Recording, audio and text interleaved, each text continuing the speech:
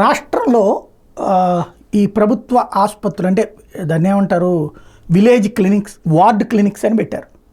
అది కేంద్ర ప్రభుత్వానికి సంబంధించింది. దాని ఏదో ఆయుష్ కేంద్రమో ఏదో ఉంది, దాని పేరు ఆరోగ్య కేంద్రం అనుకుంటా. అది కేంద్ర ప్రభుత్వం డబ్బులతో కట్టినాయి.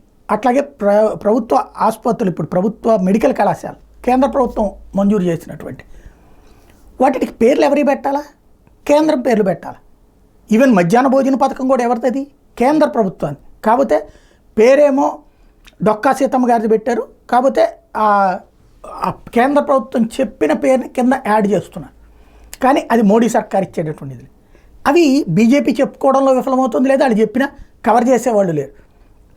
ఒక్క పవన్ కళ్యాణ్ చూస్తే ఉపాధి హామీకి ఎంత డబ్బులు ఇచ్చింది కేంద్ర ప్రభుత్వం, లేకపోతే కనుక కేంద్ర ప్రభుత్వం ఇన్ని రోజులు పన్నుదినాలు ఇచ్చింది, లేకపోతే కనుక కేంద్ర ప్రభుత్వం ఇది చేసింది అది చేసింది అన్నట్టు ఎప్పటికప్పుడు లెక్క చెప్తున్నారు.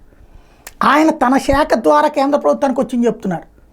అదే సందర్భంలో సత్య గారు ఏం చేయాలి? ఇప్పుడు ఆసుపత్రుల పేర్లు మార్పించాలి కదా. అది కేంద్ర ప్రభుత్వం పథకం కిందే కదా ఇవన్నీ. అప్పట్లో కేంద్ర మంత్రులు వచ్చి నిలదీసేవాళ్ళు కదా జగన్ సర్కార్ని. వాళ్ళు వచ్చిన టైంలో కావాలని అప్పటికప్పుడు పేర్లు మార్చేసేసి ఆసుపత్రులు పెట్టినటువంటివి ఉన్నాయి కదా. అలాగే సర్వశిక్ష అభియాన్ కింద రాష్ట్ర ప్రభుత్వానికి సంబంధించినటువంటి పాఠశాలన్నీ కూడా నాడు నేడు కిందదంతా కూడా సర్వశిక్ష అభియాన్ నిధులు. వాటి దగ్గర బోర్డు పెట్టాలి కదా, అవన్నీ మాదని చెప్పాలి కదా. ఇవన్నీ ఎవరు చెప్పాలా?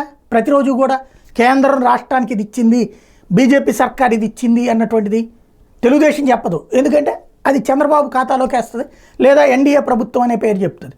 లేదు మోడీ సర్కార్ ఎట్లా ఇచ్చింది ఎన్డీఏ ప్రభుత్వానికి, అక్కడ మేమే ఇక్కడ మేమే అనేది చెప్పాల్సింది ఎవరు? సత్య. ఆయన ఆ విధంగా కొంచెం ఇనిషియేటివ్ తీసుకుంటే భారతీయ జనతా పార్టీకి కూడా ప్రయోజనం.